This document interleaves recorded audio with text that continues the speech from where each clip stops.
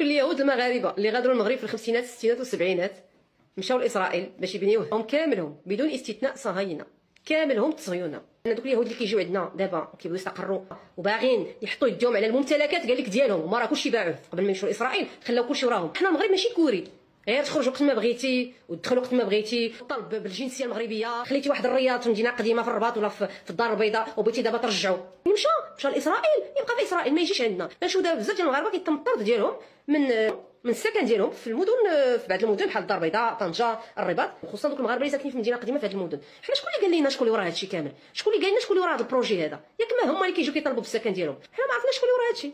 المغاربه اللي كيقولوا هذوك راه خوتنا كيجيو مرحبا بهم عندنا، خويا بحال الافارقه تاع جنوب الصحراء ندخلوهم عندك لدارك. اليهود عندهم جوج وجوه، اليهودي ما عمره يكون خوك. انا نقول لك غير اليهود اللي كاينين في المغرب اش كيديروا المغاربه المسلمين؟ واش كيعاونوا؟ واش دايرين جمعيات كيعاونوا المغاربه المسلمين؟ والله اليهودي ما يعطيك قدك. عاد تيجي يقول لك حنا اليهود المشرومين راه حنا خوت، حنا اليهود المشرومين راه حنا خوت، ويطعنك بالسكين.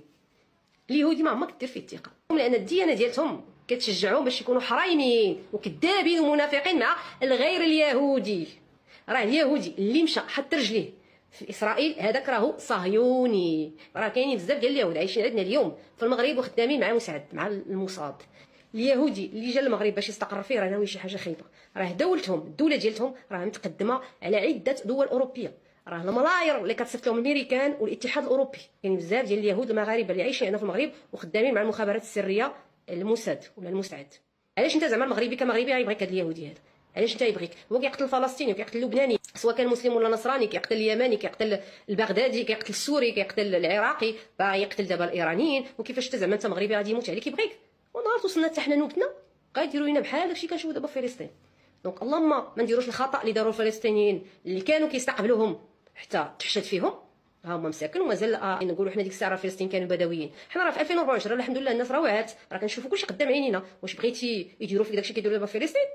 حنا دوك الناس من الاول نحبذوا لهم، هذوك الناس ما يدخلوش عندنا بوان على ليد، ولا داخلين عندنا نقابلوهم. Au Maroc, toujours, des familles entières se retrouvent jetées à la rue, victimes d'expulsions massives et brutales.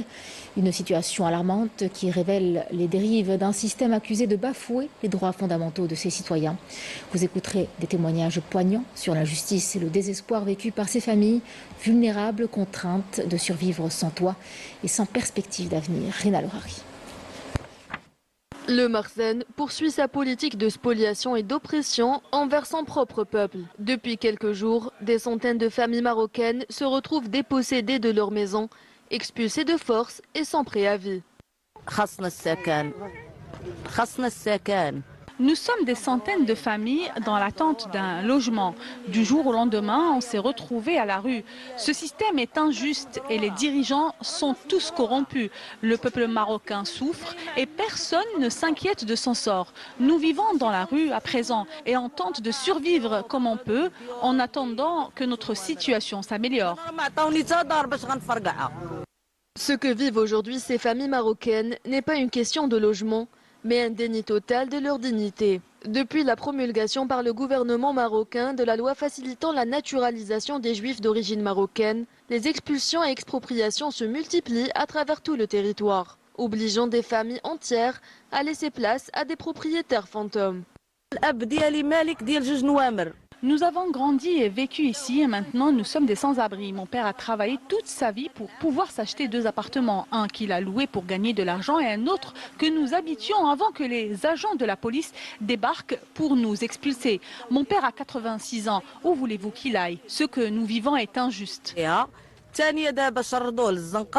Ces actes ne sont pas des erreurs isolées, mais bien les conséquences d'un système totalitaire en place qui, à travers ses politiques injustes, prouve une fois de plus que l'intérêt du peuple marocain est bel et bien le dernier de ses soucis.